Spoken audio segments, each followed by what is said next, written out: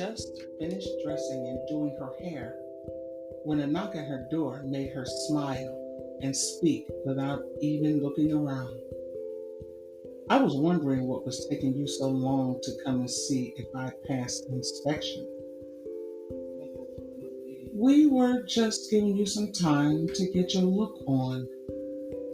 We knew you were a little nervous, so we just gave you a little time. But wow, Mom, you look great, Vet said as she walked slowly around her mother before giving her a nod of approval. Who said anything about me being nervous? Net sat on the edge of the bed and gave her mother a look that said she wasn't fooling anybody. Look, lady, we've known you long enough to know better than that. Just admit you're nervous and make it easier on yourself. Okay, you got me. I'm nervous. But really, guys, what do you think about me going out tonight? Are you okay with me going out with the coach? Because if you're at all bothered about it, I can call this thing off right now. Oh, no, you won't, said Will, who'd come up after the girls, but no one has seen him standing in the doorway. You are not going to call off this date, and that is the end of that. Mom, you look beautiful, and I know you're going to have a great time tonight. I'm so happy for you, Ved said while straightening out a stubborn lock of hair. You guys are the best. But now you have to leave before you make me cry, and I have to start all over again with the makeup. He should be here soon, so please go downstairs and make sure the place is decent for me, and let me know when he gets here. We're on it, Mom. Don't worry. Everything's okay, answered Matt as he and the girls headed downstairs. With a huge sigh of relief, Denise looked at herself with a critical eye, approving and finally applying her makeup. 20 minutes later, just after the girls had finished putting away the dishes, the doorbell rang, and everyone came running into the living room. Chrissy was so excited. She was grinning and jumping up and down while her sister kept trying to calm her down. The twins were nudging each other with an exciting whisper of, "Here we go." Jay only advanced as far as the doorway of his room before he disgustedly slammed it shut and went back to sulk on his bed. "I'll get it," said Matt with the authority of someone who knew he is the man of the house. When he opened the door, he felt a momentary disappointment when he discovered it was not the coach here to take his mother out on a date, but his best friend Rife. "Oh, it's you," he said, sounding dejected. When the others echoed his feelings, he took on an air of hurt and pretended to leave. "Well, excuse me for intruding on such a personal family moment. I'll just leave and let y'all have y'all little date night all to yourselves." "Get back over here, you," scolded Vet as she hurried past her sister and grabbed Rife's arm before he could get away. "We just thought you were the coach, but you can stay till he gets here. Can't he, Matt?" "Stop playing, man, and shut the door.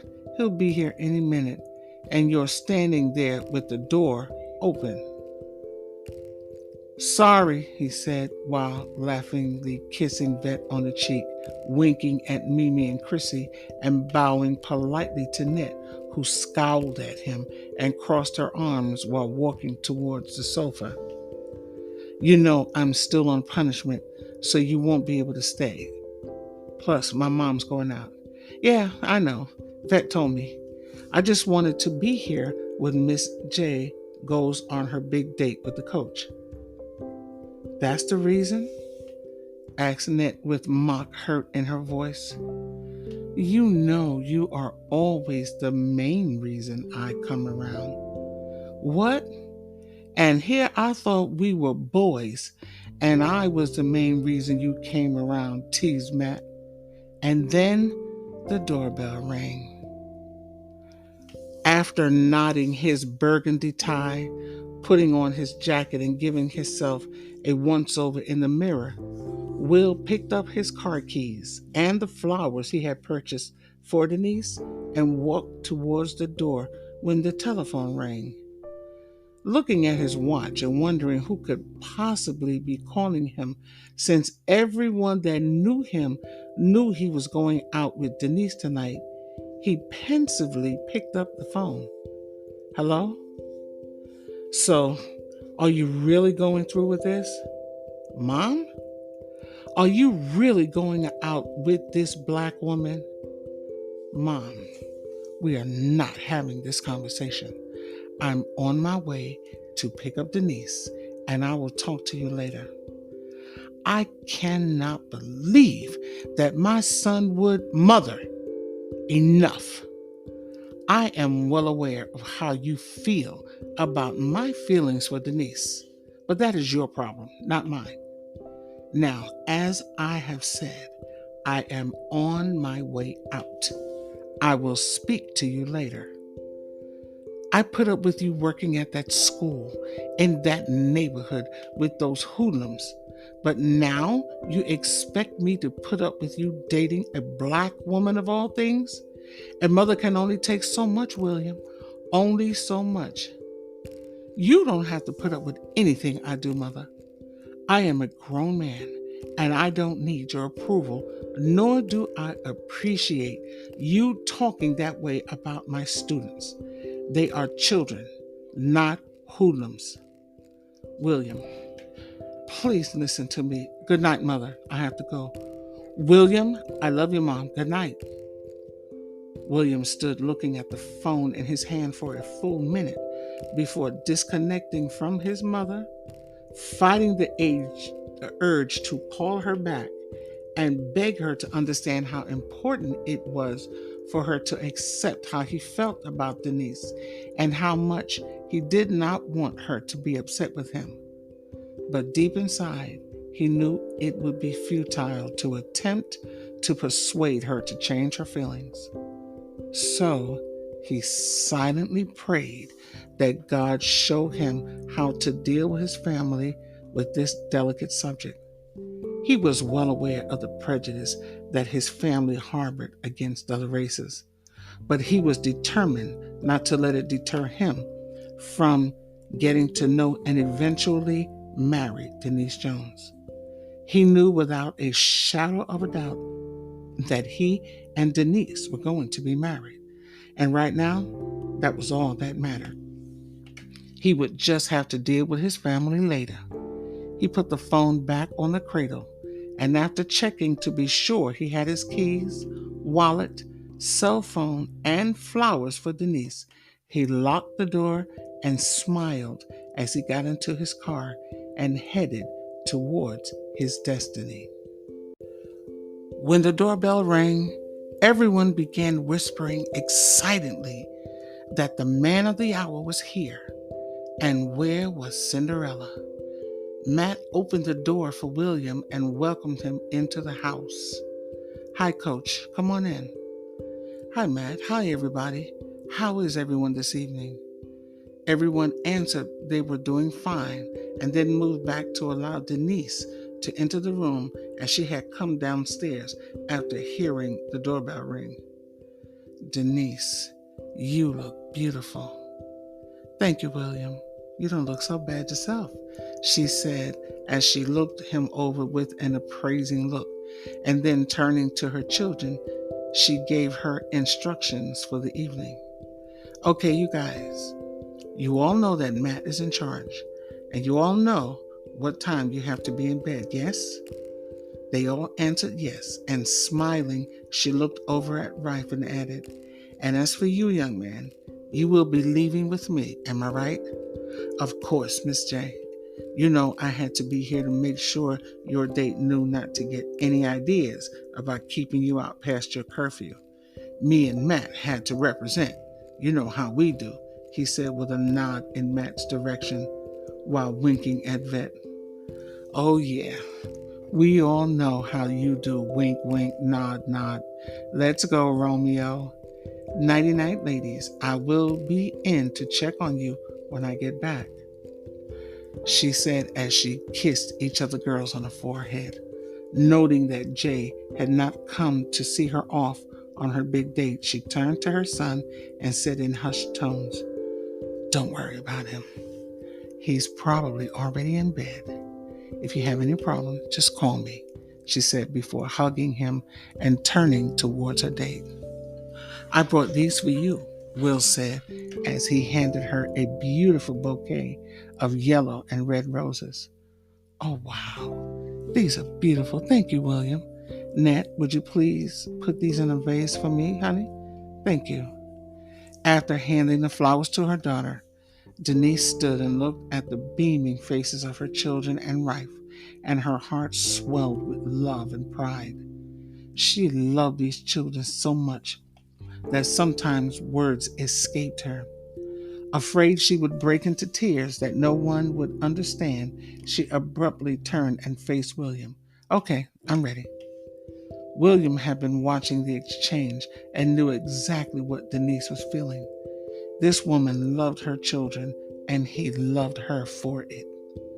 As she walked out of the house and over to Will's car, Denise felt like a teenager again.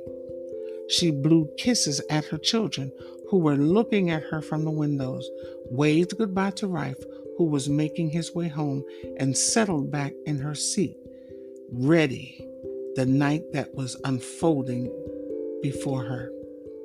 As William closed her door and walked to his side of the car, he too looked and waved at the kids waving at them from the house before smiling and getting into the car, buckling his seatbelt, and heading towards the restaurant. If he or Denise had taken the time to look back as they pulled away from the house, they would have noticed a familiar looking maroon colored minivan pull away from the curb just a few parking spaces behind them and follow them at a safe enough distance as not to be detected. When they pulled into the parking lot of the Italian restaurant that William had made reservations early in the week for, the maroon minivan slowly rolled past, and the driver was furiously yelling at the reflection in the rear view mirror. As William and Denise were escorted to their seats, Denise fought the urge to look around to see if they were being watched.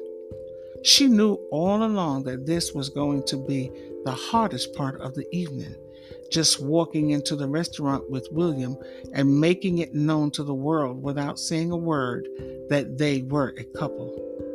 She, Denise Jones, was involved with a man, and not just any man. She was involved with a white man. Usually, William was very good at keeping the conversation going, but he was getting more alarmed by the minute when he found that he was at a loss for words. He complimented Denise on her attire and asked her what she wanted to drink when the hostess presented them with their menus. But he was so afraid he was going to say something silly that he just cleared his throat a couple of times and kept trying to come up with a funny remark that would break the ice. Feeling the silence begin to crush the life out of this magical night, the night that she had anticipated for a whole week, Denise, sensing that William was just as nervous as she was, decided to break the ice and hopefully put them both at ease. "Okay, if you don't mind, William, I have to say something." "No, please, say whatever it is on your mind. Look, please don't get the wrong idea, but I have to be honest with you. I feel like a 16-year-old girl on her first date, because actually this is like a first date with me because I haven't dated anyone since my husband died. And not because I haven't had the opportunity, but I just haven't had the desire to date. But now here I am, And I feel like it might have been a huge mistake. And not because you're white. And oh God, did I just say that? But I mean, seems to me like you seem like a nice man and all. And my kids say you're a great teacher. And I see you in church and you seem to love the Lord. And that means a lot to me. And I'm rambling and I feel like an idiot. So I'm going to stop talking now. And this is really not like me because I always know just what I want to say, but I am so nervous. Oh, brother, I need some water, she said as she nervously picked up her water glass and closed her eyes while taking a long swallow, not wanting to look at William for fear that she had offended him with her rambling. She sat for what seemed an eternity in silence, and when the sound of his chuckling caused her to peek out of her eyes, she smiled. Denise Jones, I can't even begin to tell you how you have just given me the greatest gift I could ever ask for. I have given you a gift? I'm sorry, but you just lost me. All right, now's my turn to confess. Permit me to admit that I too was so nervous that I would say something or do something stupid and ruin this magical evening that I literally lost my voice. And believe me, I am not offended one tiny little bit by anything you have said. As a matter of fact, I admire the way you just jumped in there and put everything right out on the table. Please forgive me for choking, but you have no idea how important this night is to me. I have waited so long to be sitting here with you, and I just don't want to do anything to ruin this night. Why is this so important to you? Because you are here with me, he said in a tone that carried from his very heart. Blushing and at a loss for words, Denise just lowered her eyes. I don't mean to make you uncomfortable, but I have to warn you. I have a million compliments, and I intend to shower them on you tonight. So get ready to blush for the remainder of the evening. Excuse me, but I did not blush, she said with mock surprise. You so did blush. And just because you are covered from head to toe with that flawless, beautiful bronze complexion, don't think I can't tell when you blush. William, Denise, when neither of them said another word and just looked into each other's eyes, they both broke out into relieved laughter as they lowered their guards and gave in to the feeling that they had known each other for years and began enjoying each other's company. She allowed him to order for them both and was pleasantly delighted that they shared the same tastes in appetizers and entrees. After the initial lapse in conversation, there was not a moment silent as they both shared with the other experiences, both happy and sad, that kept the evening full of magic and charm. When they were done with their dinner, Denise had to admit she was not ready for it to be over. She could not remember when she had enjoyed herself so much. Looking at her watch, she noted that it was still early and wondered what else he had planned. I know what you're thinking. Oh, do you now? She said with a raised eyebrow, looking into his piercing blue eyes. Yes, I do. You're wondering to yourself what else I have planned for this evening because you had such a great time at dinner that you aren't quite ready for the evening to end, he said with a smug look on his face, a look that was daring her to deny that he had hit the nail right on the head. When she looked at him with that incredulous look on her beautiful face, he was tempted to pull her into his arms and kiss her on the lips, but knowing that would probably get him slapped, he decided to come clean. Don't look at me like that. You're too adorable to bear. The only reason I knew what you were thinking is I was thinking the same thing. Not what do I have planned, because I know what I have planned. But I too had such a great time that I don't want the night to end. So there, no mind reading. Just having a great time with my lady that I wish the night could last forever. Your lady? Sorry. Too soon? No comment. Excuse me. I have to powder my nose, she said, as a small smile pulled at the corner of her mouth.